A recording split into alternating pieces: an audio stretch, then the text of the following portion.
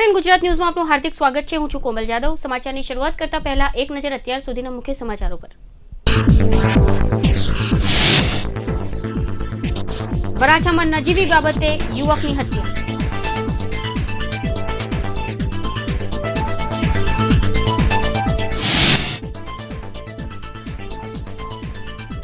Pandesara જીઆઈડીસીમાં oxygen cylinder ફાટતા કર્મચારીનું મોત। વડોદરા ગોરવા બીઆઈડીસીની કંપનીનું સરનામું બદલવા ₹7,000ની લાંચ લેતા સેન્ટ્રલ એક્સાઇઝના ઇન્સ્પેક્ટર ઝડપાયા।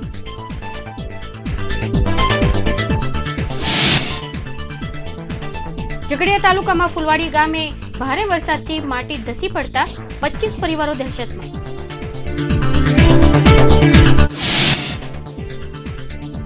વડોદરા પાલિકાએ મોબાઈલ હોસ્પિટલ સેવાનો પ્રારંભ કર્યો।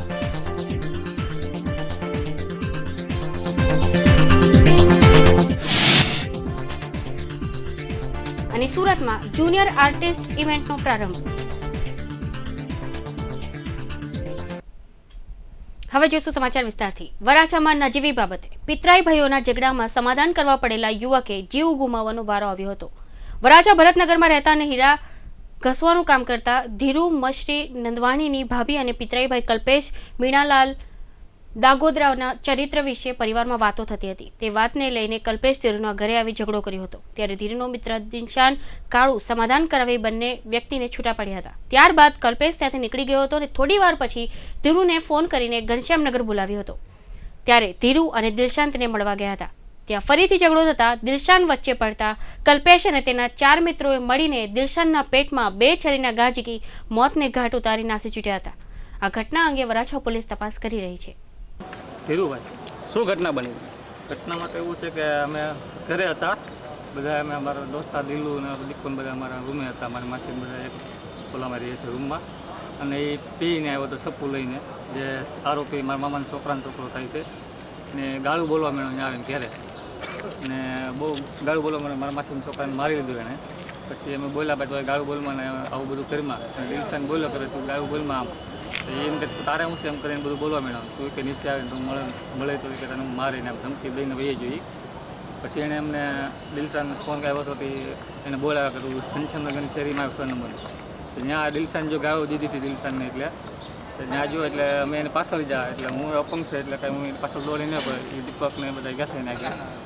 ત્યાં હું પૂગ્યો હતો, દિલશાનને શરીર મારેલી હતી, અને જે આરોપી હતો તે અહીંયા પડ્યો હતો, પણ એ આ દીપક કરીને હતો મારો દોસ્ત, એને પકડ્યો હતો। પછી મેં જોયું, મને દિલશાને પકડીને કીધું મને છરી લાગી ગઈ છે તમે એને રહેવા દો। પછી કે મને બહુ રૂતા છે, એટલે મેં દીપાને પાછું કીધું તું એને છોડી દે ને, આને આપણે કાંઈક વ્યવસ્થા કરીએ દવાખાનાની, અને જો લોહી બહુ નીકળે છે। એટલે પછી મેં મારા ભાઈને ફોન કર્યો અશ્વિનને, એ 2 જણા આવ્યા છે ત્યાં ઘટના સ્થળે। એટલે અમે પછી એને રિક્ષામાં નાખીને હીરાબાગ સર્કલ ડૉક્ટર હાઉસમાં, અહીંયા ડૉક્ટરે કીધું ભાઈ એને તમે આયુષમાં લઈ જાઓ। આયુષમાં જ્યાં અમે એમ્બ્યુલન્સ લઈને, એટલે આયુષમાં જાય એટલે ડૉક્ટરે એમ કીધું કે ભાઈ આનું કેસ બહુ સિરિયસ છે, એટલે આનું કંઈ કોઈ હાજરમાં હોય આના ઘરના તો તમે એને ફોન કરી દીધું। મેં કીધું એના હાજરમાં કોઈ છે નહીં સાહેબ, ને એ જાતે મોમેડિયન છે, અમે બધા એને એક ગામના છે, અમે બધું હિન્દુ છે, અને એક પોતે મોમેડિયન છે, એટલે એના ભાઈને અમે ફોન કરીને આગળ જણાવીએ। ત્યાં એવું 12 વાગ્યા હતા, તો એ 1.5 કલાકમાં એને પૂરું થઈ ગયું। પછી બધાને ફોન કર્યા હતા। પોલીસ ફરિયાદ લખાવી તમે? પોલીસ ફરિયાદ લખાવી છે। મરનાર કોણ છે અને મારનાર કોણ છે? મરનાર દિલશાન અને મારનાર કલ્પેશ। આખું નામ બોલો। દિલશાન કાળુભાઈ બ્લોસ, મારનાર કલ્પેશભાઈ મણિભાઈ દાંગોદરા। એટલે તમારા સંબંધી છે કોઈ? આ જે કલ્પેશ છે ને એ મારા મામાના છોકરાનો છોકરો થાય છે, અને તો બધા એક જ ગામના? અમારે એક જ ગામ। ઉકાઈના ઉપરવાસમાં મેઘરાજાએ જોરદાર સપાટો બોલાવતા હથનુર અને ઉકાઈ ડેમમાં પાણીની આવક સટાસટ વધી રહી છે। મંગળવારે સાંજે હથનુર ડેમમાંથી 52,298 ક્યુસેક પાણી છોડવામાં આવ્યું છે। આ પાણીની આવક ઉકાઈ ડેમમાં આવતા ડેમની સપાટી 323.65 ફૂટ ઉપર પહોંચી ગઈ છે। હાલ ડેમમાં 36,705 ક્યુસેક પાણીની આવક થઈ રહી છે। જો ઉપરવાસમાં વરસાદ વધશે તો ડેમની સપાટી વધી જવાની શક્યતા રહેલી છે। પાંડેસરા જીઆઈડીસીમાં આવેલી એક ડાઇંગ મિલમાં ઓક્સિજનના સિલિન્ડરનું ઢાંકણ ફાટતા એક કર્મચારીને ઈજા પહોંચી હતી, તેને સારવાર દરમિયાન તેનું મોત નીપજ્યું હતું। પાંડેસરા મુક્તિનગરમાં રહેતા 24 વર્ષીય Sandeep Dulal Yadav Pandesara GIDC Mahesh dyeing painting મિલમાં નોકરી કરે છે। સોમવારે સાંજના સમયે સંદીપ મિલમાં કામ કરી રહ્યો હતો તે વખતે અચાનક ઓક્સિજનના સિલિન્ડરનું ઢાંકણ પ્રેસ કરતી વેળા ફાટ્યું હતું અને સંદીપને વાગતા ગંભીર ઈજા પહોંચી હતી. તેને સારવાર અર્થે સિવિલમાં દાખલ કરવામાં આવ્યો હતો, જ્યાં તેનું મોત નીપજ્યું હતું. સુરત દાંડી અને કુદિયાણાને જોડતા સ્ટ્રેટ રોડ અને સુરત દાંડી રોડ કુદિયાણાને જોડતા હાઈવે ઉપર 3 રસ્તા નજીક રોડ પર મોટો ખાડો પડી જતા આ માર્ગ ઉપરથી પસાર થતા વાહન ચાલકોને મુશ્કેલી પડી રહી છે. તેમજ ખાડા પડવાને કારણે અહીં પસાર થતા વાહન ચાલકોને મોટા અકસ્માત થવાનો ભય પણ રહેલો છે. કુદિયાણા ઓલપાડ સ્ટેટ રોડ પર મસ્ત મોટો ખાડો પડી ગયેલો છે અને માર્ગ મકાનને અઠવાડિયા પહેલાંની જાણ કરેલી છે, પણ હજુ સુધી આવ્યા નથી. અને જો આનું નિરાકરણ નહીં આવે તો મોટું જાનહાનિ થાય એવું લાગી રહેલું છે. માજી સરપંચ કુદિયાણા અહીંયા લગભગ ગયા શુક્રવારે વધારે પૂરતા વરસાદ થવાથી રોડ વચ્ચે સિમેન્ટનો પાઇપ મોટો પાઇપમાં ભંગાણ થયેલું છે. માર્ગ મકાનના અધિકારીઓને ટેલિફોનિક જાણ કરવા છતાં એક અઠવાડિયાનો સમય વીતવા છતાં પણ આજની સુધીમાં એની ઉપર કોઈ કાર્યવાહી કરવામાં આવી નથી. અને જો કોઈની ભૂલથી અનાજથી જો આ ખાડામાં કોઈને પડી જશે તો મોટી જાનહાનિ થવાની શક્યતા રહેલી છે અને એ બાબતે આ સંપૂર્ણ જવાબદારી છે તેની કંપની રહેશે. વાપી નગરપાલિકા દ્વારા વાપીના લોકોને આધાર કાર્ડ મળે તેમાંથી સરકારની સેવાઓ લોકો સુધી પહોંચે તે માટે વાપી ટાઉનમાં આવેલા મોરારજી દેસાઈ ભવન ખાતે 5 જેટલી દુકાનોમાં આધાર કાર્ડ બનાવવા માટે સાધન સામગ્રી ગોઠવવામાં આવી હતી. શનિવારના રોજ છેલ્લા 1 મહિનાથી લોકો આ સેવાનો લાભ લેવા માટે ધક્કાઓ મારતા છેવટે આ સેવા શરૂ થતા લોકોમાં હાશકારો થયો છે. વાપી ટાઉન પોલીસે દમણ સહિતના સ્થળોએથી મોબાઈલ ફોનની ચોરી કરનાર સુરતમાં રીઢા ગરફોડ ચોરને ઝડપી પાડી 80,000નો મુદ્દામાલ કબજે કર્યો હતો. પોલીસે પૂછપરછમાં સુરતના સચિન ખાતે રહેતા નરસિંહ રવજીભાઈએ તેના સાગરીતો સાથે દમણ અને વાપી સહિતના વિસ્તારની દુકાનમાંથી મોબાઈલ ફોન ચોરી કરી હોવાની કબૂલાત કરી હતી. વાપી પોલીસ સ્ટેશનમાં ફર્સ્ટ 183/2013નો ગુનાની તપાસ કરતા હતા. એમાં કોમ્પ્યુટર, પ્રિન્ટર અને બીજા થોડા પાર્ટ્સની ચોરી થયેલી. એમાં નરસિંહભાઈ કરીને છે એને પકડવામાં આવેલ. એની જોડેથી બધા આપણા ગુનાનો મુદ્દામાલ મળી આવેલ છે. એને સિવાય સાથે 47 મોબાઈલ પણ મળી આવેલ છે, જે દમણમાં સોમનાથમાંથી ચોરી થયેલ છે. આ મોબાઈલ લગભગ 80,000 ઉપરના હશે. અગાઉ આપણો ગુનામાં છે આપણા ત્યાં ચણોદ રોડ ઉપર ફોટો સ્ટુડિયો છે, ત્યાંથી પણ કોમ્પ્યુટર, પ્રિન્ટર ચોરી કરી, એમાં પણ એને પકડવામાં આવેલ છે. વડોદરાની ગોરવા પીઆઈડીસીની કંપનીનું સરનામું બદલવા માટે ₹7,000ની લાંચ માંગનાર સેન્ટ્રલ એક્સાઇઝ ઇન્સ્પેક્ટરને એન્ટી કરપ્શન બ્રાન્ચે રંગે હાથ ઝડપી પડ્યો હતો. પ્રાપ્ત માહિતી મુજબ લાંચ લેતા ઝડપાયેલા અંજની પ્રસાદ કુમાવતને ગોરવામાં આવેલી અમીનીઝ બેટેક કંપનીના મેનેજર વિશાલ શાહ પાસે લાંચના રૂપિયા માંગતા ઝડપી લીધો હતો. गई 11/7/2013 के रोज विशाल शाह करके एक कंप्लेनेंट हमारे पास आए. वो amines biotech private limited company Gorwa में परचेज ऑफिसर की पोस्ट के ऊपर जॉब करते हैं. उन्होंने 21/5/2013 के रोज उनकी जो कंपनी है एमाइंस बायोटेक प्राइवेट लिमिटेड, उसका चेंज ऑफ एड्रेस करने के लिए एक एप्लीकेशन करी थी. तो कंसर्न जो एक्साइज इंस्पेक्टर है मिस्टर अंजनी कुमार, उन्होंने premises change of address alteration के लिए उनके पास से 15,000 रुपये की डिमांड करी in the first week of June 2013. फिर जो purchase officer mister Vishal Shah जो कंप्लेनेंट है हमारे, तो उन्होंने ये एमाइंस बायोटेक प्राइवेट लिमिटेड कंपनी जो है उसके जो मालिक है केतन मेहता CEO, उनसे बात करी. फिर उन्होंने बोला कि भाई पैसे देने की ज़रूरत नहीं है, एक एंटी करप्शन में फरियाद कर दो. इसके हिसाब से उन्होंने फरियाद यहाँ पे लिखवाई और हम लोगों ने कल 15 तारीख को ट्रैप ले डाउन करी. उसमें ये 15,000 की जो डिमांड थी, कल तक उन्होंने 7,000 रुपये मांगे थे. It was fixed up to 7,000. तो कल ट्रैप के दौरान वो ₹7,000 लेते हुए पकड़े गए. વડોદરામાં પડેલા ભારે વરસાદના પગલે વિશ્વામિત્રી સહિતની નદીઓમાં ઘોડા પૂર આવતા નદી 2 કાંઠે વહી રહી છે. વડોદરાના વહીવટીતંત્રના જણાવ્યા મુજબ જો ઉપરવાસમાં વરસાદ બંધ નહીં થાય તો નદીના આસપાસના વિસ્તારોમાં પાણી ભરાવાની શક્યતા રહેલી છે.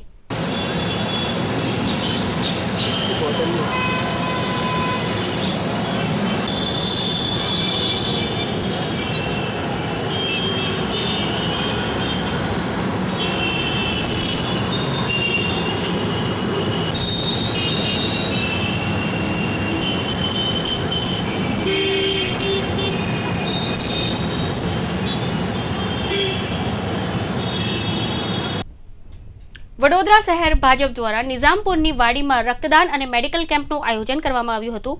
વડોદરાના મેયર, ડેપ્યુટી મેયર સહિતના હોદ્દેદારોની ઉપસ્થિતિમાં યોજાયેલા આ કેમ્પમાં કાર્યકરો તેમજ સ્થાનિક રહીશોએ ઉપસ્થિત રહી રક્તદાન તેમજ ડાયાબિટીસ જેવા રોગોનું તબીબી નિરીક્ષણ કરાવ્યું હતું.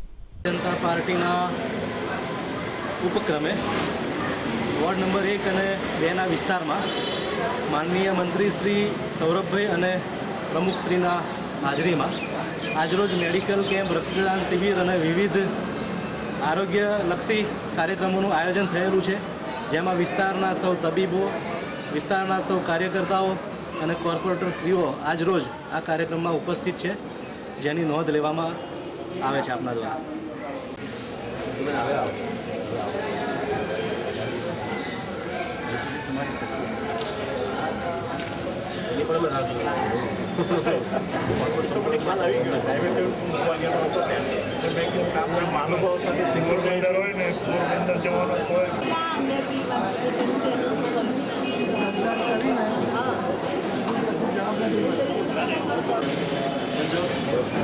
ભારતીય જનતા પાર્ટી વડોદરા મહાનગર દ્વારા વરસાદના સમયે નાના મોટા પાણી ભરાવાને કારણે અથવા કોઈ જગ્યા પર ગંદકીને કારણે જે રોગો થતા હોય છે, એવા સમયે પાર્ટી દ્વારા અલગ અલગ વિસ્તારમાં મેડિકલ કેમ્પોનું આયોજન થતું હોય છે. આજરોજ વોર્ડ નંબર 1ના પટેલ સમાજની વાડીમાં વિસ્તારના લોકોને નિઃશુલ્ક રીતે મેડિકલ સારવાર મળે, એમની તપાસ થાય, તે આશયથી ભારતીય જનતા પાર્ટી વડોદરા મહાનગર દ્વારા આ કેમ્પનું આયોજન કરવામાં આવ્યું છે. આ કેમ્પમાં અમારા ઉર્જા મંત્રી આદરણીય સૌરભભાઈ, સાંસદ શ્રી બાલુભાઈ, વિસ્તારના ધારાસભ્ય જીતુભાઈ, ઉડાના ચેરમેન એમડી પટેલ સાહેબ, મેયરશ્રી, ચેરમેનશ્રી બધા ઉપસ્થિત રહ્યા છે. અને સમાજ સેવાના કામમાં આપના માધ્યમથી અમે લોકોને પણ અપીલ કરીએ છીએ કે આવો, આપ જોડાઓ, આપની ફ્રી ચેકઅપ અમારા થકી કરાવો અને કોઈ પણ વ્યક્તિ એ નિર્મળ ગુજરાતની સાથે સાથે પોતાના કોઈ નિરોગી બને એ માટે ભારતીય જનતા પાર્ટી પ્રયત્ન કરે છે. આપ સૌ સહકાર આપો. અસ્તુ.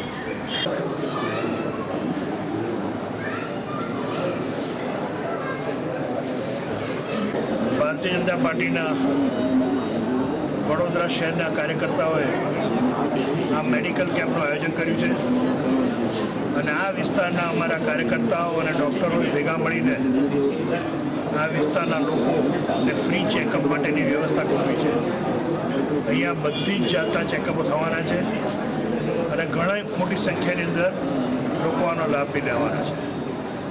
આવા અનેક કામ અમારા કાર્યકર્તાઓ દ્વારા કરવામાં આવે છે અને સરકારની જોડે બી રહી આવતા દિવસોની અંદર લોકોને મેડિકલ કેમ્પ્સ દ્વારા બી શું લાભો મળે એવા કામો બી કરવામાં આવશે.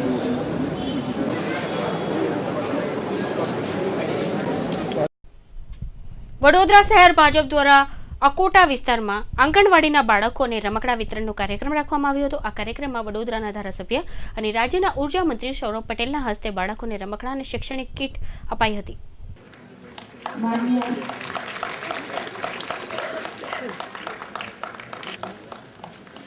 માનનીય યોગેશભાઈ પટેલ, રાવપુરા વિધાનસભાના ધારાસભ્ય શ્રી રાજેન્દ્રભાઈ ત્રિવેદીનું સ્વાગત, શ્રી એમવી પટેલ સાહેબનું સ્વાગત રમેશભાઈ ધોત્રે કરશે.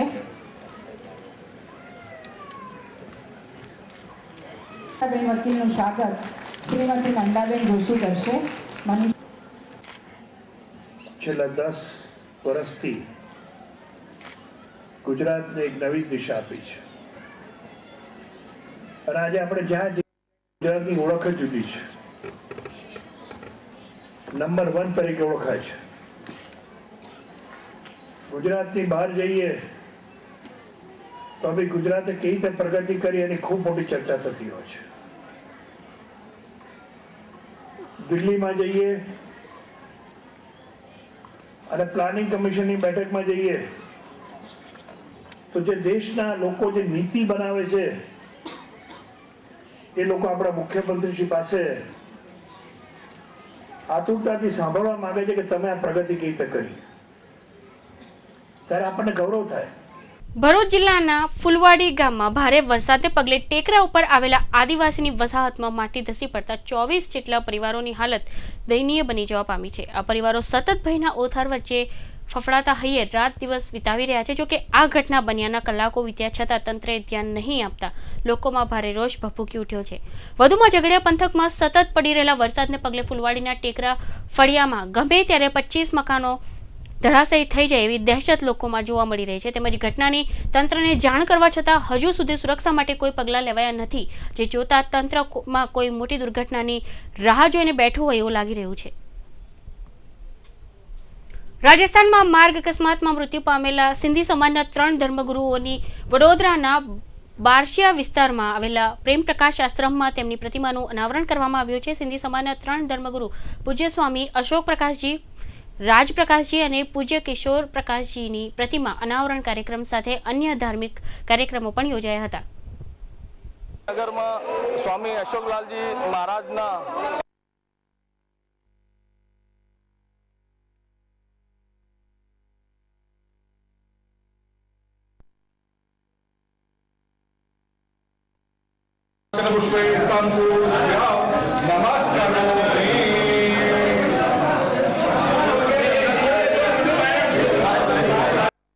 આજે સંતકંવર નગરમાં સ્વામી અશોકલાલજી મહારાજના સાનિધ્યમાં જે વર્ષોથી આ વિસ્તારમાં સંત અમારા ધર્મપ્રેમી અમારા ધર્મગુરુ હતા અને આ વિસ્તારની સિંધી સમાજની જે ધર્મપ્રેમી જનતા એમના સાનિધ્યમાં રહીને સતત ભક્તિભાવથી પ્રેરણા લઈને આ વિસ્તારમાં ભક્તિભાવનું વાતાવરણ સ્થાપિત કર્યો હતો. સંજોગોવશાત જે ગયા વર્ષે આ સ્વામીજીના અકસ્માતના લીધે જે પ્રભુ શરણે ગયા એમને આજે વર્ષ પૂરો થયો છે.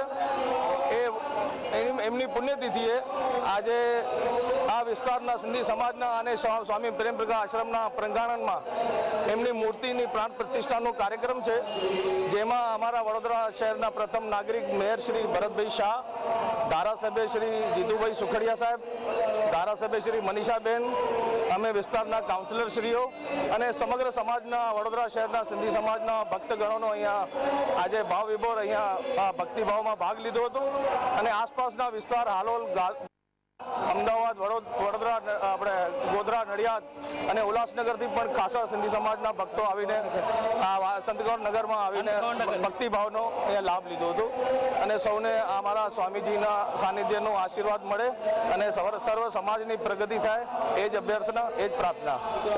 મારું નામ પરસોત્તમ હેમનાણી.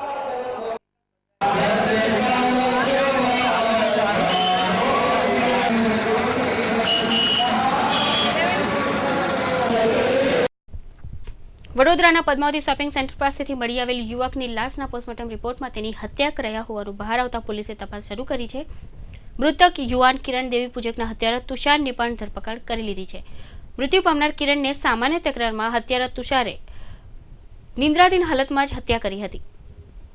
विश्वास के लिए है तो विश्वास का कार्य करना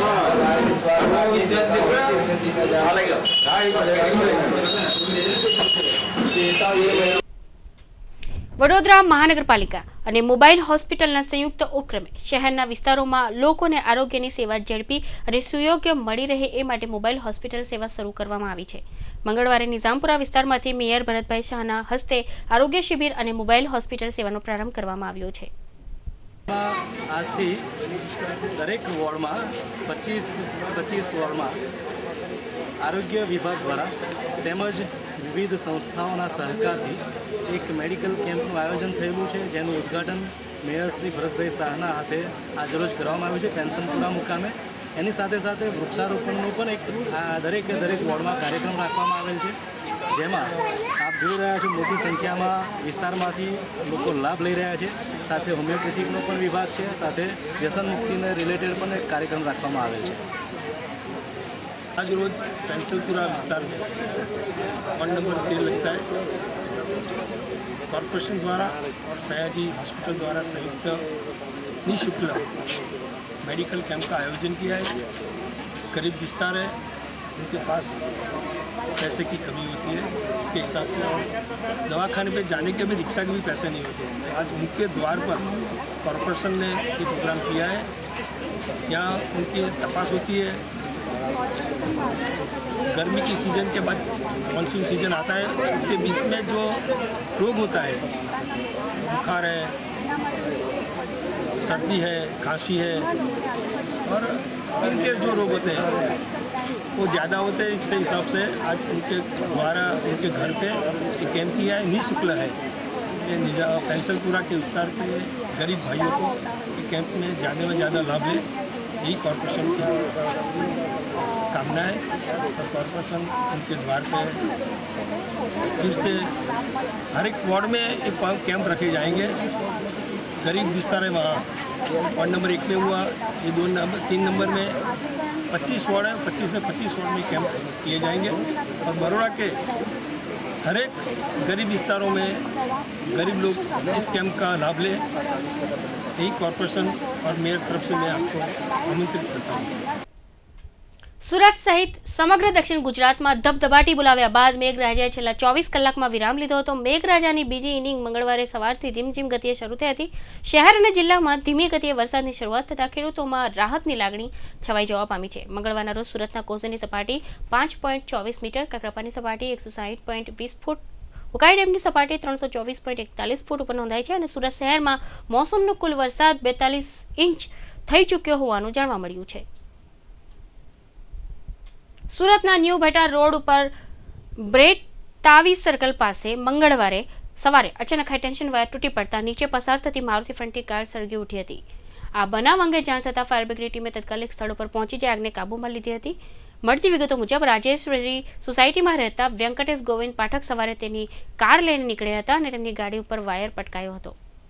ઇનફોક્સ, કાર્મિક ઇવેન્ટ્સ, જૈનમ ઇવેન્ટ્સ અને ઇન ગુજરાત ન્યૂઝના સંયુક્ત ઉપક્રમે સુરતમાં વિવિધ પ્રતિભા ધરાવતા બાળકોને પ્લેટફોર્મ આપવાના પ્રયાસ સાથે સૌ પ્રથમવાર બાલ આર્ટિસ્ટ ઇવેન્ટનું આયોજન કરવામાં આવ્યું છે, જે અંતર્ગત મંગળવારના રોજ ચિત્રકલા સ્પર્ધાનો પ્રારંભ થયો હતો।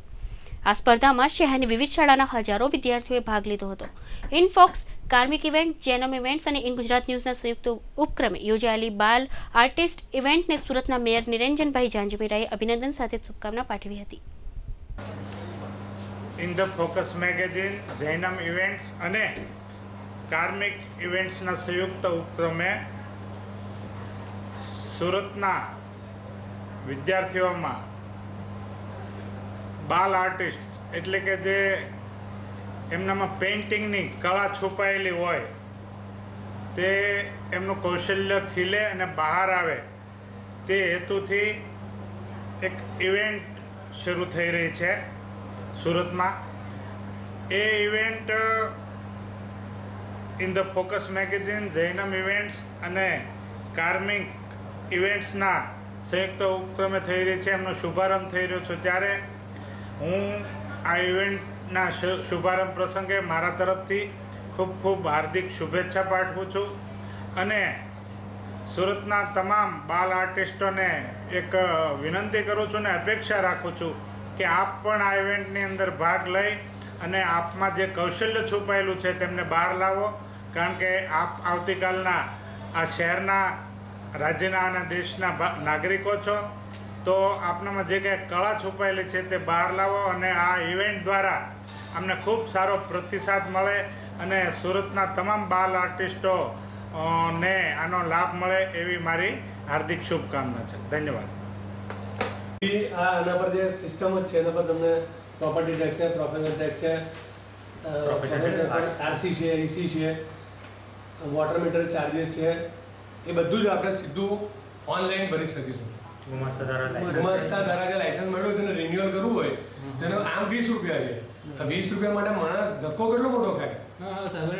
એ બધું રજિસ્ટ્રેશન સર્ટિફિકેટ હોય, સિમ્પલ અહીંયા કરીને એક મિનિટ પછી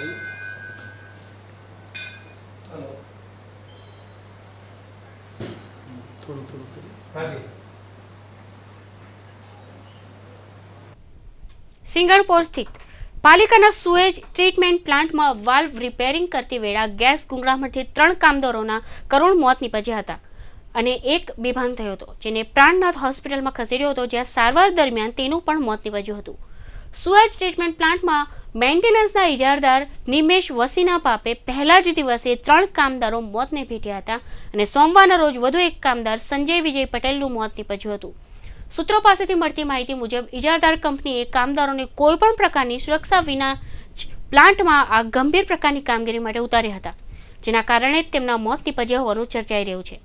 જ્યારે બીજી બાજુ ચોક બજાર પોલીસે ઇજારદાર કંપની એન્વાયરો કંટ્રોલ એસોસિએટ્સના કંપનીના પ્લાન્ટ ઇન્ચાર્જ રાહુલ મહિપતસિંહ રાઠોડ અને પ્લાન્ટ સુપરવાઇઝર રાકેશ જસવંતલાલ શાહ સામે સેફટી વિના કર્મચારીઓને પ્લાન્ટમાં કામ માટે ઉતારવાની બેદરકારી અંગેનો ગુનો દાખલ કરી બંનેની ધરપકડ કરી હતી.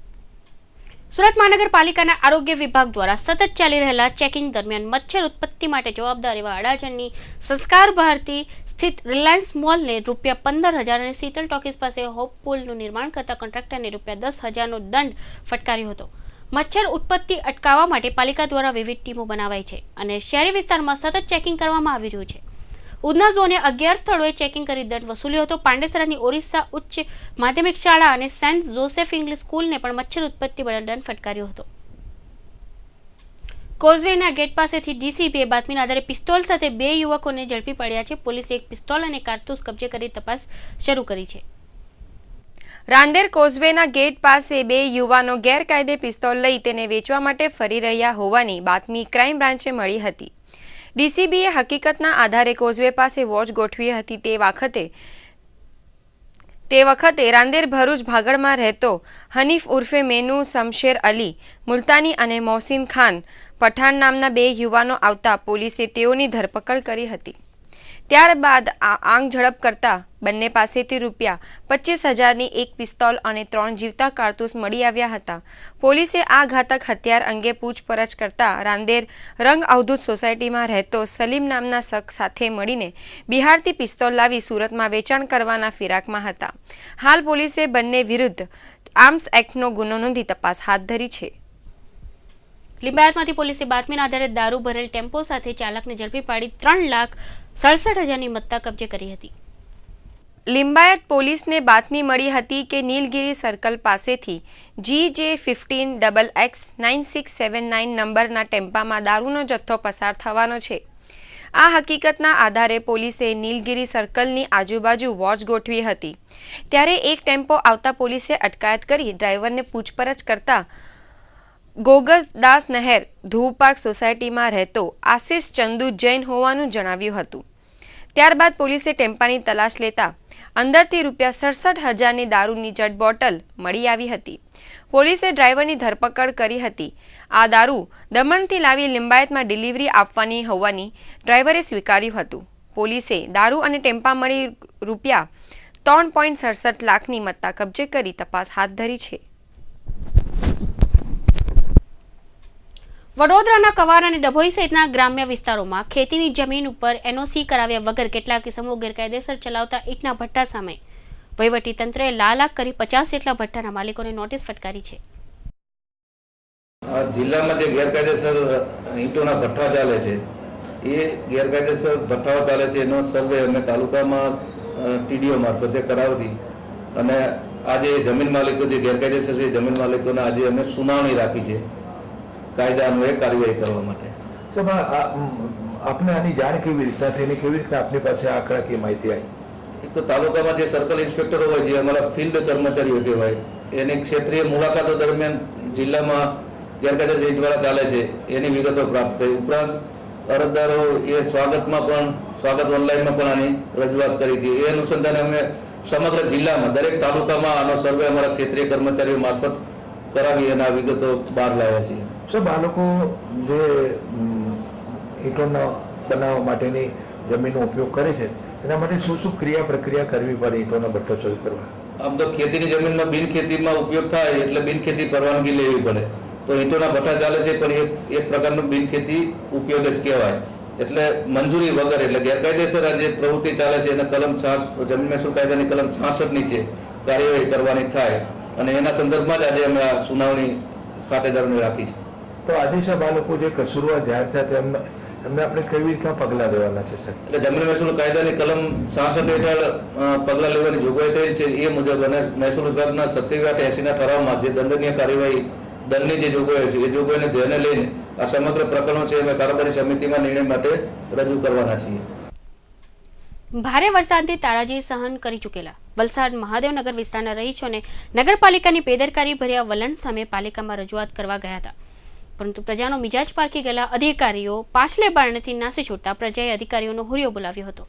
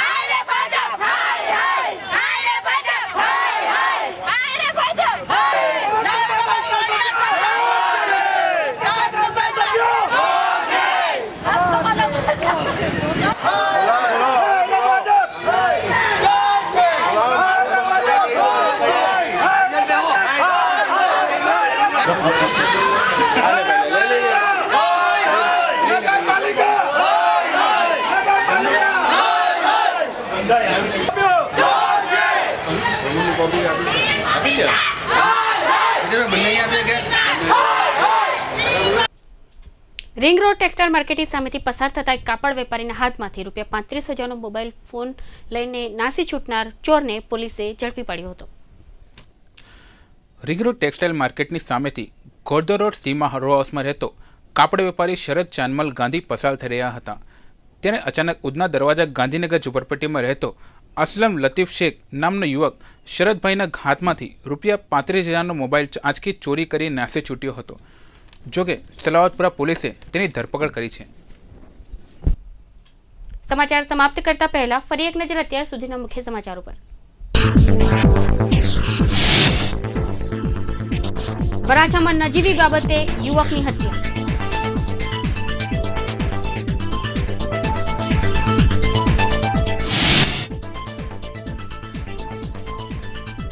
પાંડેસરા જીઆઈડીસીમાં ઓક્સિજન સિલિન્ડર ફાટતા કર્મચારીનું મોત.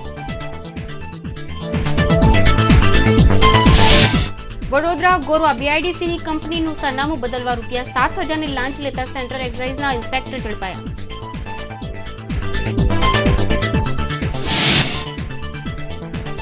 ઝઘડિયા તાલુકામાં ફુલવાડી ગામે ભારે વરસાદથી માટી ધસી પડતા 25 પરિવારો દહેશતમાં.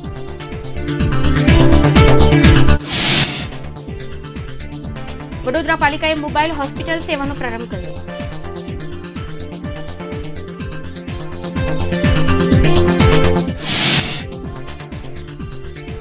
અને સુરતમાં જુનિયર આર્ટિસ્ટ ઇવેન્ટનો પ્રારંભ. ઇન ગુજરાત ન્યૂઝની નવી ખબરો સાથે ફરીથી મળીશું. ત્યાં સુધી રજા આપશો. નમસ્કાર.